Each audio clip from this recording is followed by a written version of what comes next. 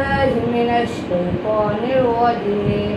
بسم الله الرحمن الرحيم. الرحمن علم القرآن خلق الإنسان علمه البيان.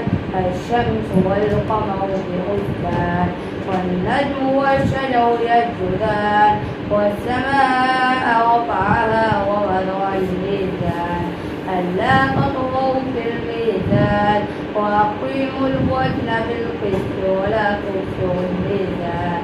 والأرض وضعها للأنام فيها فاكهة والنخل ذات الأكمام والحب ذو العصف والريحان. فبأي آلاء ربكما تكذبان؟ خلق الإنسان من صلصال كالفخار وخلق الجن من مارج من نار. فبأي آلاء ربكما تكذبان؟ رب المشرقين ورب المغربين. فبأي آلاء ربكما تكذبان؟ مرج البحرين يلتقيان بينهما برزخ لا يبغيان. فبأي آلاء ربكما تكذبان؟ يخرج منهما اللؤلؤ والمرجان. فبأي آلاء ربكما تكذبان؟ وله الجوار المنشآت في البحر كالأعلام. فبأي آلاء ربكما تكذبان؟ كل من عليها فان ويبقى وجه ربك ذو الجلال والإكرام. فبأي آلاء ربكما تكذبان؟ يسأله من في السماوات والأرض كل يوم هو في شأن. فبأي آلاء ربكما تكذبان؟ سنفرغ لكم أيها الثقلان. فبأي آلاء ربكما تكذبان؟ يا معشر الجن والإنس إن استطعتم أن تنفذوا من أقطار السماوات والأرض فانفذوا لا تنفذون إلا بسلطان. فبأي آلاء ربكما تكذبان؟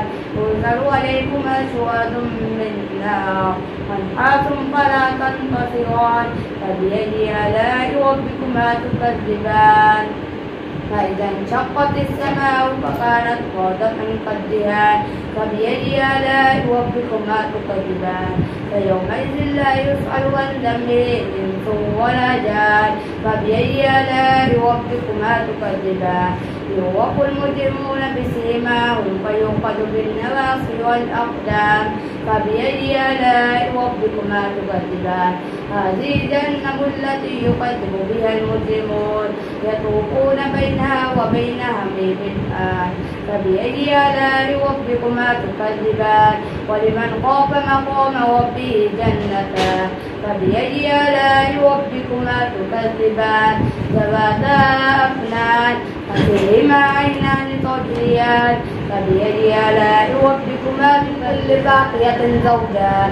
فبأي آلاء ربكما تكذبان؟ متكئين على فرش بطائن وبالإستبار وجنى الجنتين دان. فبأي آلاء ربكما تكذبان؟